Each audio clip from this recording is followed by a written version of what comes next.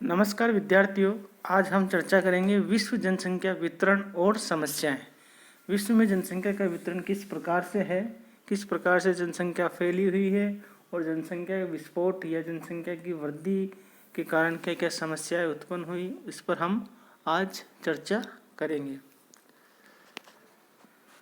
किसी विशिष्ट क्षेत्र में समय के साथ जनसंख्या में किस प्रकार का परिवर्तन होता है, किसी विशिष्ट क्षेत्र में जन्म लेने वाले लोगों की संख्या किस संदर्भ में मृत्यु प्राप्त करने वाले लोगों की संख्या, किसी दिए हुए क्षेत्र में लोग किस रूप से वितरित होते हैं, उसी को हम जनसंख्या वितरण के तहत जाना जाता है। अर्थात किस विशेष क्षेत्र में कितने लोग जन्म ले रहे हैं, कितने लोगों की मृत्यु हो रही है और क्षेत्र में लोगों की संख्या कितनी घट और बढ़ रही है,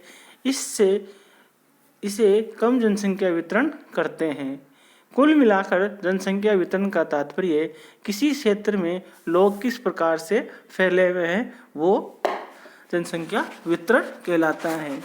जहाँ तक विश्व की बात है, विश्व को हम जनसंख्या की दृष्टि से दो भागों में या दो प्रकार के विशिष्ट क्षेत्रों में रख सकते हैं। एक बसे हुए क्षेत्र, एक बिना बसे हुए क्षेत्र।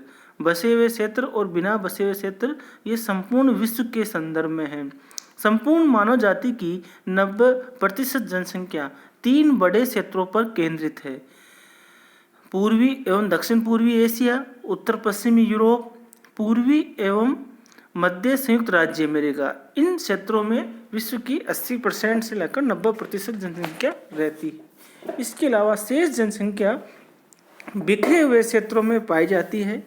बिखरे हुए समूह अधिकांशतः दक्षिण पूर्वी एशिया, मध्य पूर्व और उत्तरी अफ्रीका, दक्षिण पूर्वी अमेरिका, मध्य मैक्सिको, मध्य अमेरिका, गिनी की खाड़ी, नील नदी की घाटी, मध्य एवं पूर्वी यूरोप, यूरोपीय रूस का मध्यवर्ती भाग तथा यूक्रेन का मध्य व दक्षिण भाग इसमें आते हैं। उपयुक्त 3 समूह जनसंख्या के जमघट या जनकुंज या महाजन समूह मेजर ह्यूमन क्षेत्र कहलाते हैं। सभी उत्तरी गोलार्ध में स्थित है। इनकी 3 मुख्य विशेषता है। भारत, इंडोनेशिया को छोड़कर सभी क्षेत्र समशीतोष्ण जलवायु वाले हैं। एशिया जमघट पूर्णतः कृषि पर आधारित है, अतः उसकी संस्कृति चावल की कृषि या काप मिट्टी की संस्कृति है, जबकि अन्य 2 जमघट वाणिज्य, व्यापार, उद्योग पर निर्भर है, अतः उनकी संस्कृति औद्योगिक है।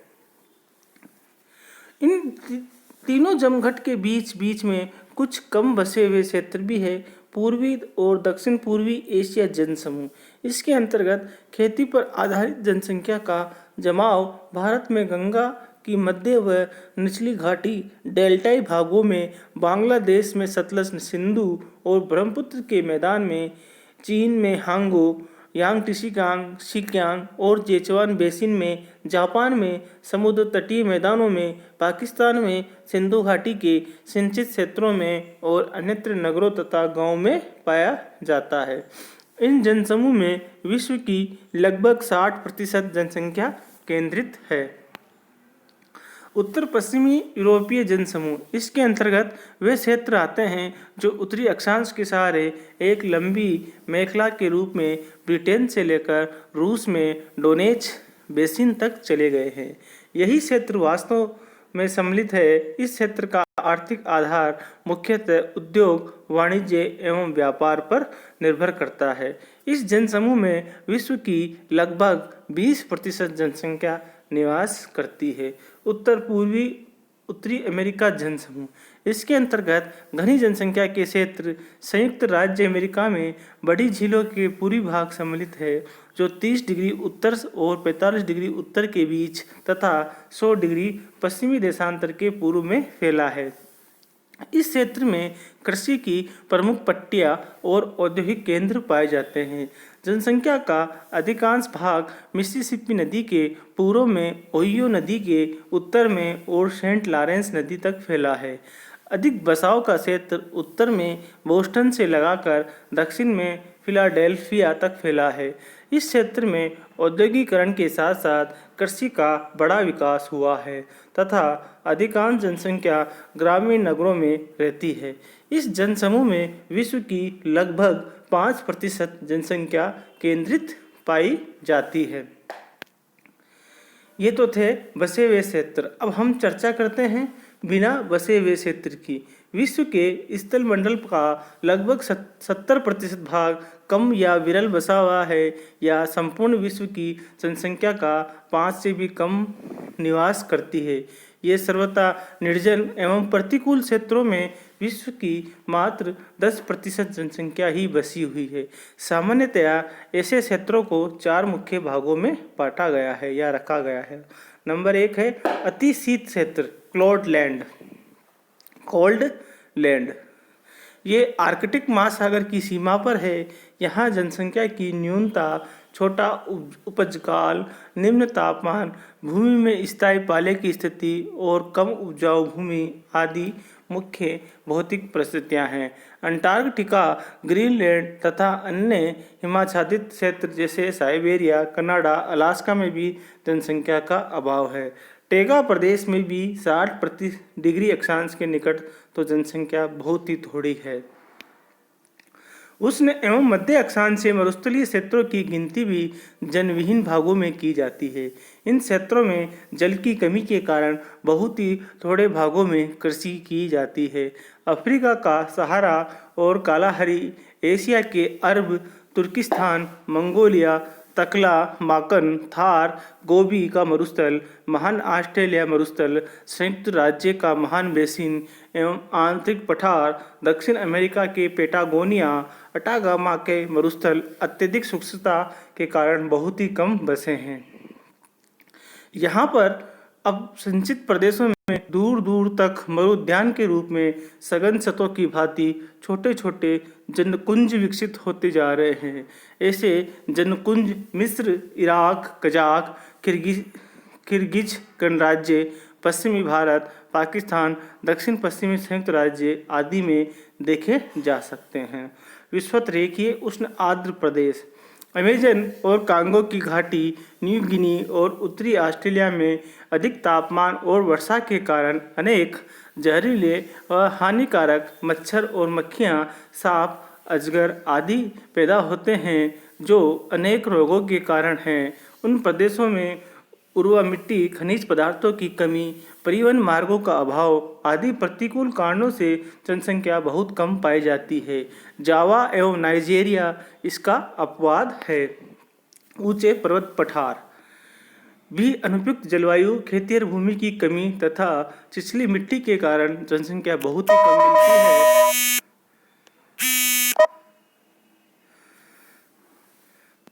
हिमालय, रॉकीज, आल्प्स, एंडीज आदि की कठोर, गहरी, घातक पर्वत घाटियों में भी जनसंख्या कम पाई जाती है। इस प्रकार महाजनकुंजों में विश्व की 72%, अन्य बसाव के क्षेत्रों में बिखरे रूप में 23% एवं नगण्य या प्राय जनशून्य क्षेत्रों में विश्व की 5% जनसंख्या आवासित है। ये एक आश्चर्यजनक किंतु सत्य तथ्य है कि विश्व के धरातल के कुछ ही भागों पर जनसंख्या अधिक घनी है, अन्यत्र इसका वितरण असमान और विरल है। मोटे रूप में विश्व की जनसंख्या की 50% जनसंख्या भूभाग के 18% क्षेत्र पर निवास करती है, जबकि दूसरी ओर 50% जनसंख्या भूभाग पर 5% जनसंख्या ही रहती है। एशिया के दक्षिण पूर्वी देशों में ये सबसे अधिक है, जबकि लैटिन अमेरिका, अफ्रीका देशों एवं मध्य पश्चिम एशिया के अधिकांश भागों तथा उत्तरी अमेरिका, यूरोप के उत्तरी भाग प्राय उजाड़ है। जनसंख्या के वितरण और घनत्व को प्रभावित करने वाले कारक। अब तक हमने वीडियो में जो सुना वो था जनसंख्या वितरण किस प्रकार से है। अभी जनसंख्या का वितरण इस तरह फैला हुआ है, उसके बहुत से कारण हैं या बहुत से कारक हैं जिससे जनसंख्या 80 से 90% जनसंख्या उत्तरी गोलार्ध में शेष रहती है। शेष क्षेत्र में या 50% से भी ज़्यादा स्थल भाग पर जनसंख्या कम पाई जाती है या अविरल है या जनशून्य क्षेत्र है। कुल मिलाकर ये कारणों से प्रभावित है और जो निम्नलिखित कारण जनसंख्या वितरण को प्रभावित करते हैं, जिसमें भौगोलिक कारक में जलवायु, जल की पूर्ति प्राप्ति, ग्लोब पर स्थिति, मिट्टी, उत्पादक शक्ति, धरातल, प्राकृतिक संसाधन आदि सम्मिलित है। सांस्कृतिक भौगोलिक घटक, जिसके अंतर्गत मानव की आर्थिक क्रियाएं, संसाधनों का बढ़ता व सार्थक उपयोग, मानवीय समाज व्यवस्था, सरकार की आवास प्रवास नीति, जनसंख्या संबंधी नीति, सुरक्षा व्यवस्था, सामाजिक मान्यता एवं प्रथा आदि सम्मिलित हैं।